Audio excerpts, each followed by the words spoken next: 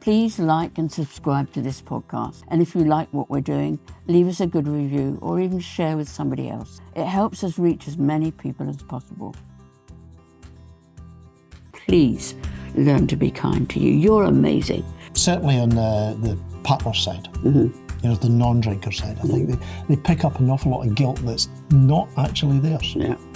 No, it's not your fault.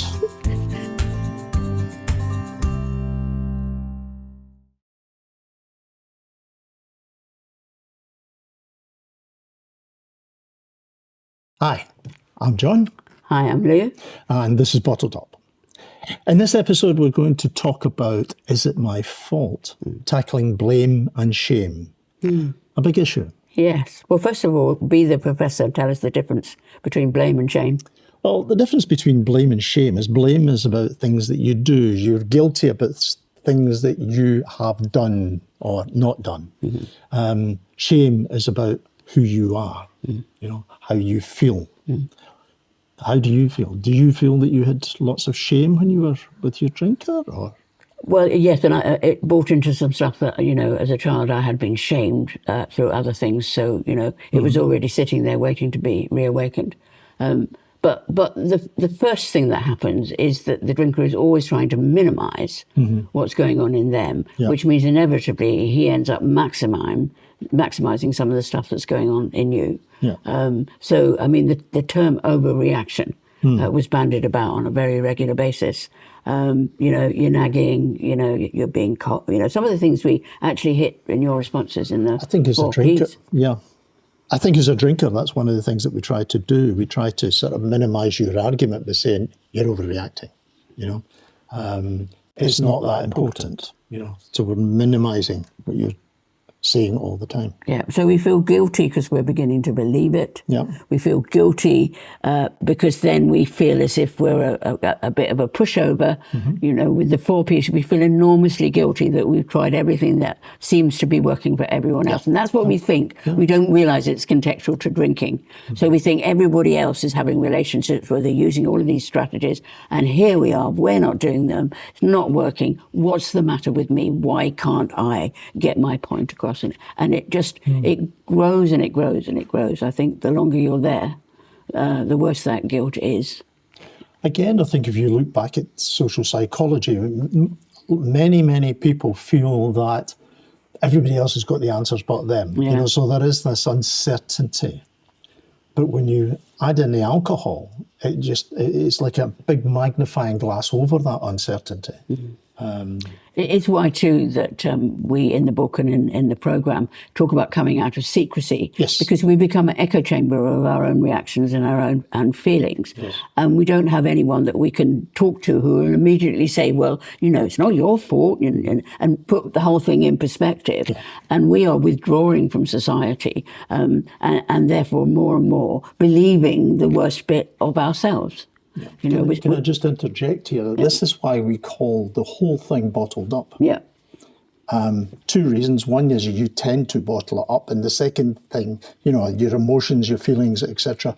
And the other thing is that secrecy, because people tend to withdraw. I also felt incredible shame as a parent. It was really hard. One of the hardest things that just kind of broke my heart, because my daughter and my husband had a really deep relationship, and she absolutely adored him. And to start off with, she didn't know much about what was going on. And the pain of watching her when she realised it was going on, knowing she had all this sway with her father. And so she kind of pretty well said to me, "It's all right, Mum, I'll fix this. Leave it to me, I'll sort it." And then watching her disappointment when she recognised that she had no more power than me. I felt absolutely dreadful about that, But I think there is a lot of guilt is picked up, certainly on the partner side. The non-drinker side. I think they pick up an awful lot of guilt that's not actually theirs. They kind of hoover it up. But I think that's part of the loving process, trying to make everything right. They feel that there should Yeah. be able to fix things. Yeah. You know? This should not be beyond me, you know. Yeah. And I was a flipping counsellor, so you can imagine that was another whole dose full of guilt there. Well, that really helps, doesn't it? Because I'm supposed to have all the clues and all the skills, and I couldn't do that. So it just got worse and worse and worse. Then you've got these words that society comes out with.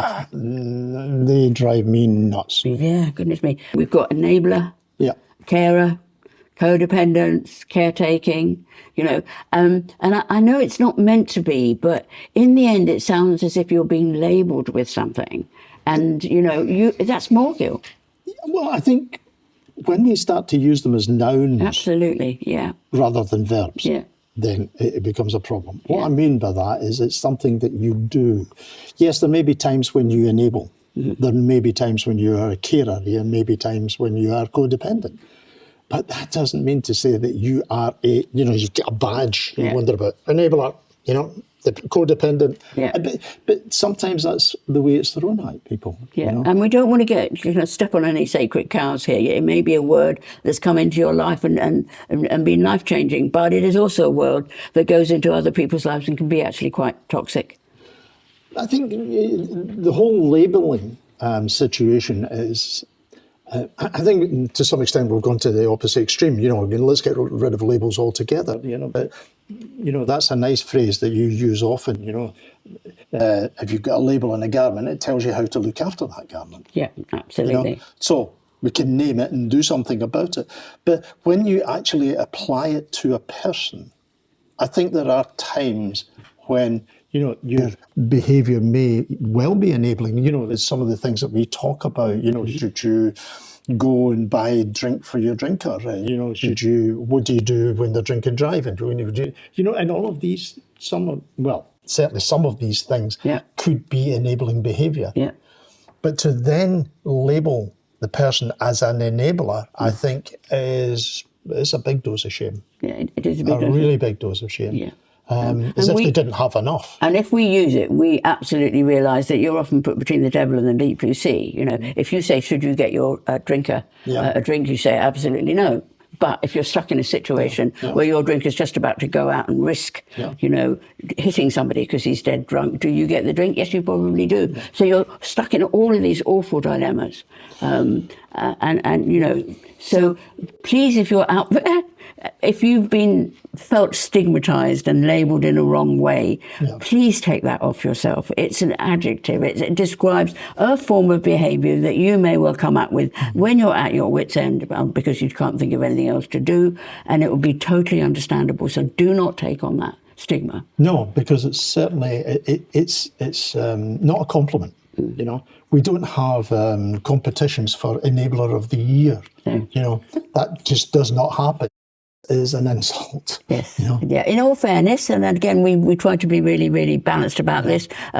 When I discovered about codependence, you know, I was a little bit muddled about it, but somebody called Melody Beattie, she wrote some wonderful books that really, really helped me, you know, and that's an example. And that just happened to be the label that some of these books were written out of. The real thing is, how does it hit your world? If it comes into your world and it energizes you and you know, it helps you feel good, receive it. If it comes in and makes you feel worse, chuck it out because you've got enough guilt as it is. Yeah. I think the codependency thing, I think it is useful and it does, again, describe some behaviours. But like many of these labels, they've just gone too far, you know, and instead of sort of saying, you know, using it as quite a precision thing, okay, that's dependent. It's like a scattergun, you know, everybody all of a sudden is, is codependent and that's difficult. The other one I'd like to talk about is carer. You know, that one drives me nuts. You know, it really drives me nuts.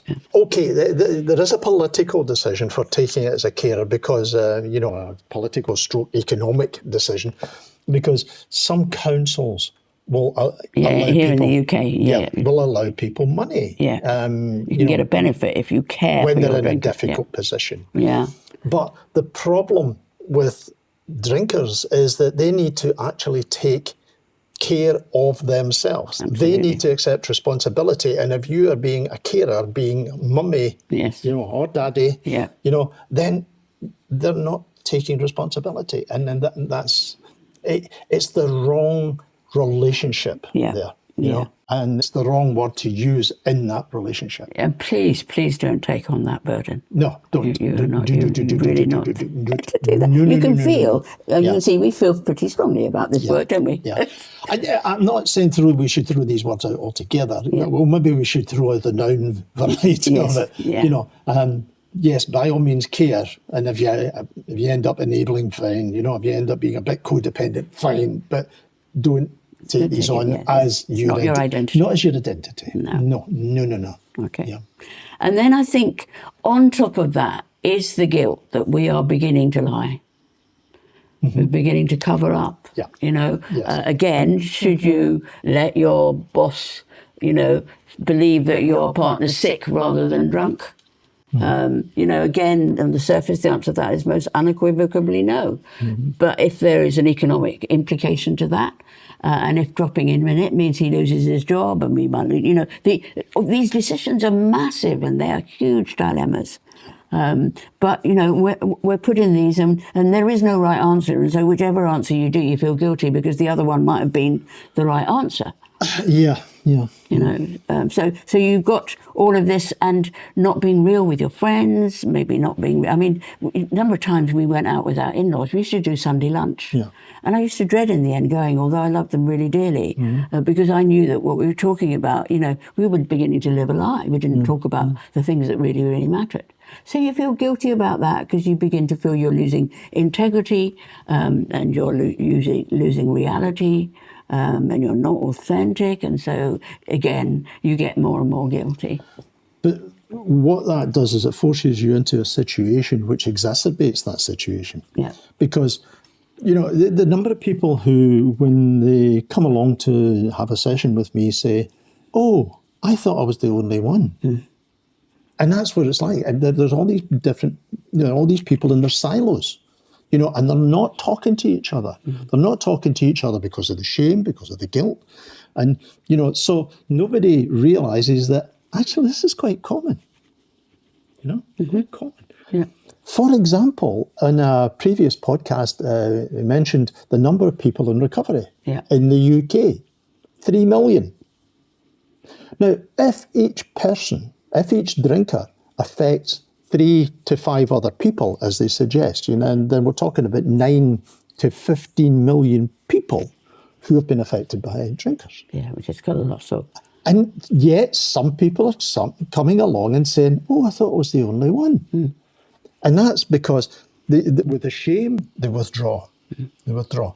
They don't invite people to their house, and just in case they find out what's going on, in case they find that their drinker is drinking at that time. So they don't tell them. They don't tell their friends.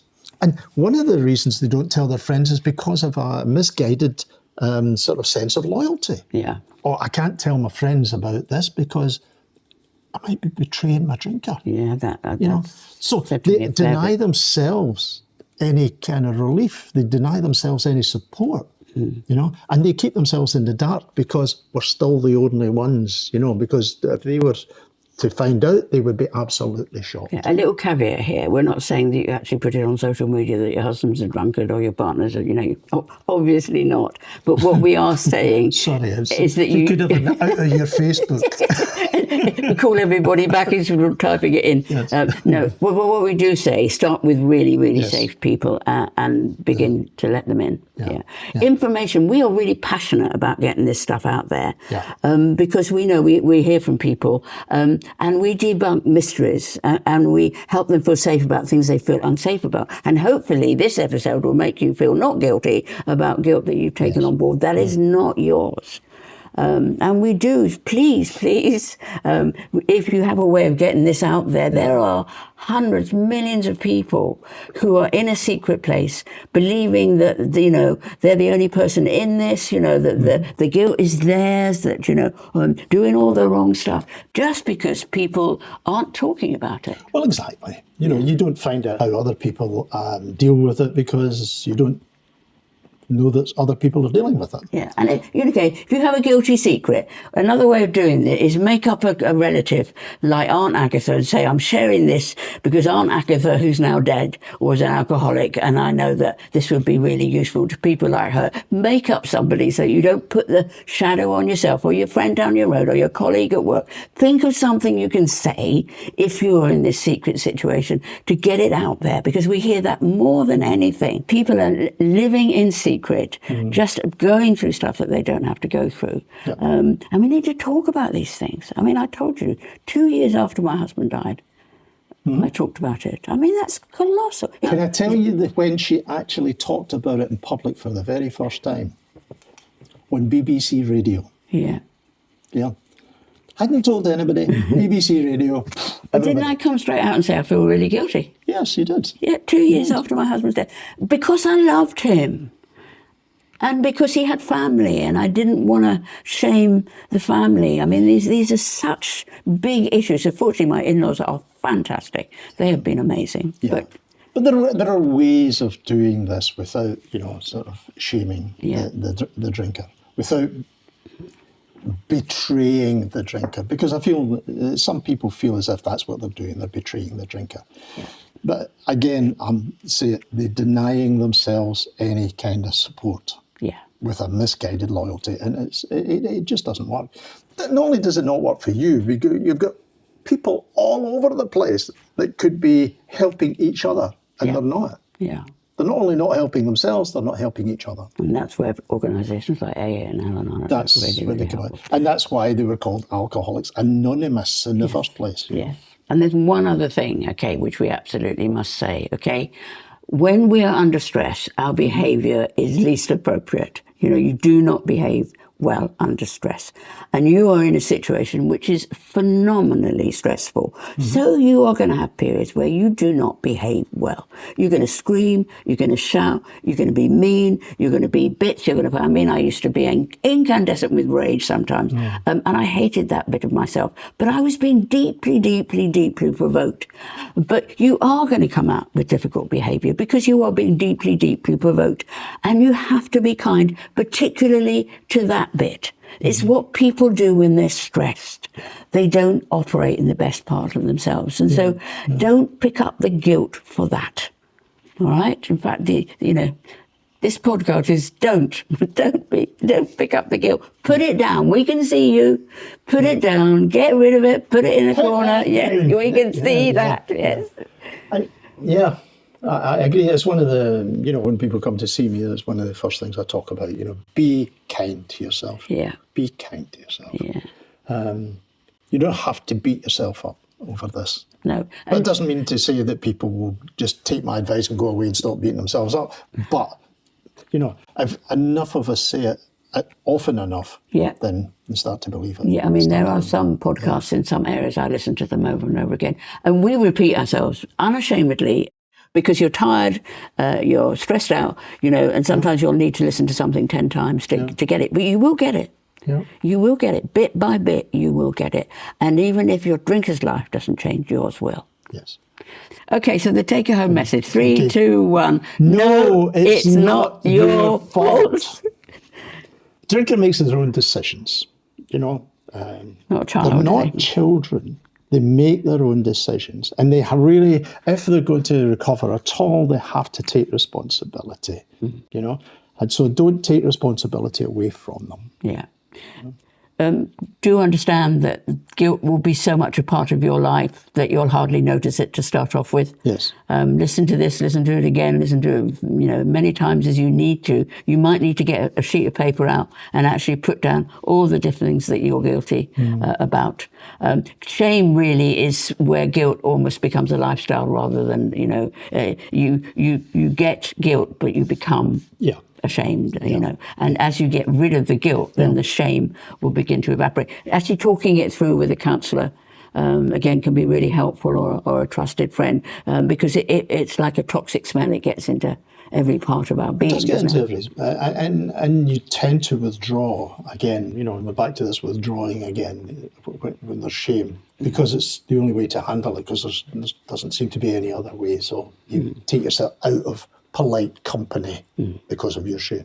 Yeah. I obviously had to talk things through with my kids as they get older, and we had some very tough conversations. And I said to them on a regular basis, because it is the absolute truth, darling, I believe I did the very best I could, but I knew deep inside it wasn't enough. But that's because I was living with a drinker who had a really, really deep problem and putting me in a situation that I wasn't equipped for, that I struggled with, and I certainly didn't know how to handle. And I had to learn to be kind to myself, and please learn to be kind to you. You're amazing.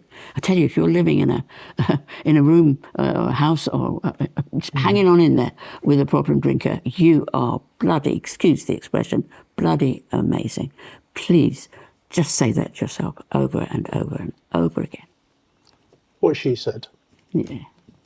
So thanks for listening. Don't forget to like and subscribe. It really, really helps. And again, we want to get this out to as many, many people as we possibly can. And come and, the website's free. Come and join us. Get to know the community. It's www.bottled-up.com. Thank you for listening. Yeah. See you again soon. See you again soon. Yeah. Bye.